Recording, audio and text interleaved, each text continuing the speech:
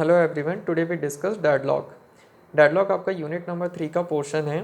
आज हम unit 3 start करते हैं, जिस पर हम डिस्कशन करेंगे कि डेडलॉक होता क्या है। So let's start.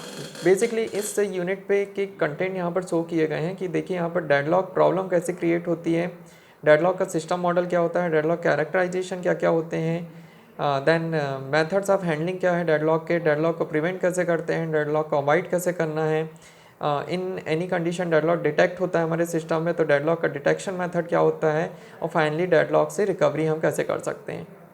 So one by one आज हम डिस्कस करते हैं। पहले हमको पता होना चाहिए डेडलॉक होता क्या है। So firstly the first topic is starting the topic are the deadlock problem. So basically deadlock problem blocked of process के कारण एग्जीक्यूट होती हैं। हमको पता है कि प्रोसेस को एग्जीक्यूट कराने के लिए हमको रिसोर्स का हेल्प लेना पड़ता है। यदि कोई भी प्रोसेस एग्जीक्यूट होने के लिए रिसोर्स का वेट कर रही है और रिसोर्स किसी अनदर प्रोसेस के साथ में बिजी है, तब डिफरेंट टाइप की प्रोसेस हमारे सिस्टम पे डेडलॉक को क्रिएट करती है। यहाँ पर एग्जांपल देखिए, यदि हमारे पास हमारे सिस्टम में 2 डिस्क ड्राइव हैं और प्रोसेस P1 P2 एक साथ एक ही डिस्क ड्राइव में अपने रिजल्ट को स्टोर करने के लिए अपने आउटपुट को देना चाह रही हैं या फिर एग्जीक्यूट हो रही हैं एट अ सेम टाइम, तो हमारा सिस्टम डेडलॉक की कंडीशन में फंस जाता है कि वो रिजल्ट कौन सी डिस्क ड्राइव में स्टोर करे। यहाँ पर एक और एग्जांपल दिया हुआ है कि देखिए हमारे पास 2 डिफरेंट टाइप की प्रोसेस हैं ए और बी, जो इनिशलाइज हो रही हैं एट अ सेम टाइम, और जो प्रोसेस P0 है वो वेट कर रही है रिसोर्स टाइप ए का, बट P1 वेट कर रहा है रिसोर्स टाइप बी का। यदि सेम टाइम पे प्रोसेस P0 वेट करेगी रिसोर्स टाइप बी का और P1 रिसोर्स टाइप ए का वेट करेगा, तो दोनों प्रोसेस एक दूसरे के रिसोर्सेज के कारण रुकी रहेंगी और हमारा सिस्टम डेडलॉक की कंडीशन पे कंफ्यूज हो जाएगा। यहाँ पर देखिए एक एग्जांपल दिया हुआ है, ब्रिज क्रॉसिंग एग्जांपल। इसका बेस्ट एग्जांपल होता है डेडलॉक कंडीशन का, क्योंकि यदि हमारा सिस्टम में traffic only in one direction है, यदि हमारा ब्रिज पे traffic only in one direction है और each section of a bridge can be viewed as a resource, means यदि डेडलॉक हमारे सिस्टम पे क्रिएट हो रहा है, एक कार एक ही टाइम पे पास हो पाएगी ट्रैफिक में से, और दूसरी कार यदि सेम टाइम पे वहाँ पर एक साथ रोड को पास करने के लिए ट्राई करेंगे, तो दोनों कारों के कारण ब्रिज पे और ट्रैफिक जाम होगा और हमारा सिस्टम या हमारा ब्रिज एक डेडलॉक कंडीशन में फंस जाएगा कि कौन से ट्रैफिक को पहले क्लियर किया जाए। इसके लिए स्टारवेशन कंडीशन एक बेस्ट एग्जांपल रहता है, जो कि लास्ट रिकवरी में डिस्कशन आएगा इसका। इसके लिए देखिए ब्रिज क्रॉसिंग एग्जांपल इसलिए हमने यूज़ किया हुआ है क्योंकि ब्रिज क्रॉसिंग एग्जांपल पे यदि वन वे रोड है तो वन वे में एक तरफ का ट्रैफिक जब तक क्लियर नहीं होगा, दूसरे तरफ से हम गाड़ियों को पास होने की परमिशन नहीं दे सकते।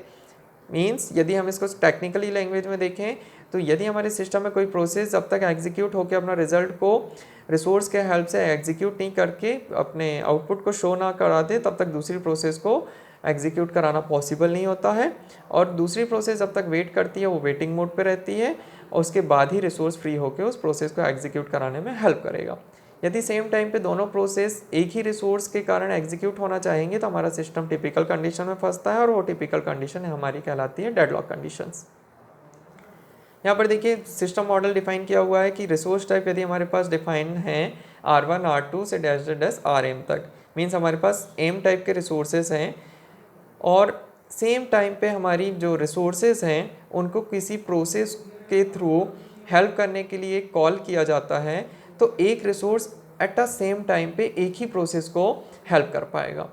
यहाँ पर देखिए प्रोसेस जब भी रिसोर्स से अपने काम को या फिर वर्क को एग्जीक्यूट कराना चाहेगा तो उसको 3 पॉसिबल कंडीशन से अपने वर्क को एग्जीक्यूट कराना पड़ेगा। वो 3 पॉसिबल कंडीशन है आपकी, फर्स्ट है रिक्वेस्ट, सेकेंड है यूज़ और थर्ड है रिलीज़। मीन्स प्रोसेस हमेशा रिसोर्स से रिक्वेस्ट करेगी, प्रोसेस ही रिसोर्स को यूज़ करेगी और प्रोसेस ही रिसोर्स को रिलीज़ करेगी, प्रोसेस ही रिसोर्स को रिलीज़ करेगी। देन देखिए यहाँ पर डेडलॉक की कैरेक्टराइजेशन है, 4 टाइप की नेसेसरी कंडीशन है। फर्स्ट है म्यूचुअल एक्सक्लूजन, सेकेंड है होल्ड एंड वेट और थर्ड है नो प्रिवेंशन, फोर्थ है सर्कुलर वेट। यहाँ पे 4 नेसेसरी कंडीशन डिफाइन की हुई हैं। 4 नेसेसरी कंडीशन डिफाइन है। फर्स्ट है आपका म्यूचुअल एक्सक्लूजन, जो कि बताता है कि only one process at a time can use a resource, means एक process at a same time पे एक ही रिसोर्स को यूज़ कर सकती है। सेकेंड कंडीशन होती है हमारी hold and wait. Hold and wait ये बताता है कि जब एक प्रोसेस के एग्जीक्यूट होने के लिए रिसोर्स हेल्प कर रहा है, तब दूसरी प्रोसेस एग्जीक्यूट होने के लिए उस रिसोर्स का वेट करेगी, और जब तक रिसोर्स फ्री नहीं होगा सेकेंड प्रोसेस होल्ड कंडीशन पे रहेगी और रिसोर्स का वेट करती रहेगी। थर्ड होता है नो प्रीमेंशन। नो प्रीमेंशन ये बताता है कि resource can be released only voluntary by the process holding it after the process has completed it's task. Means जो रिसोर्स है वो रिलीज़ करेगा अपने प्रोसेस को, और प्रोसेस को होल्ड करके जब तक रखेगा जब तक प्रोसेस अपना रिजल्ट को या टास्क को कंप्लीट ना कर दे। तो नो प्रीमेंशन कंडीशन क्लियर हुआ आपको।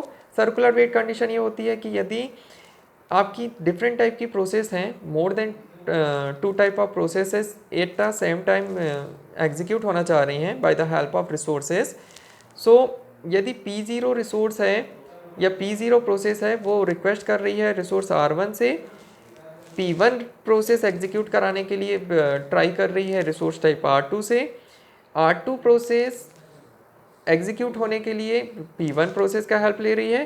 सो सर्कुलरी कंडीशन पे यदि सारी प्रोसेस और रिसोर्स एक दूसरे के साथ बिजी हैं, तो हमारा जो प्रोसेस है वो रिसोर्स के कारण वेटिंग मोड पे रहता है और अपनी टास्क को एग्जीक्यूट नहीं करा पाता।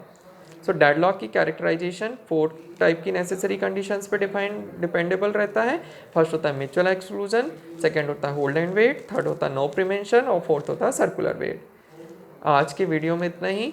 यदि आपको इस इंट्रोडक्शनरी पार्ट में और डेडलॉक कैरेक्टराइजेशन सिस्टम मॉडल में कुछ डाउट है तो आप इसको थ्योरी क्लास में क्लियर कीजिएगा। Thank you.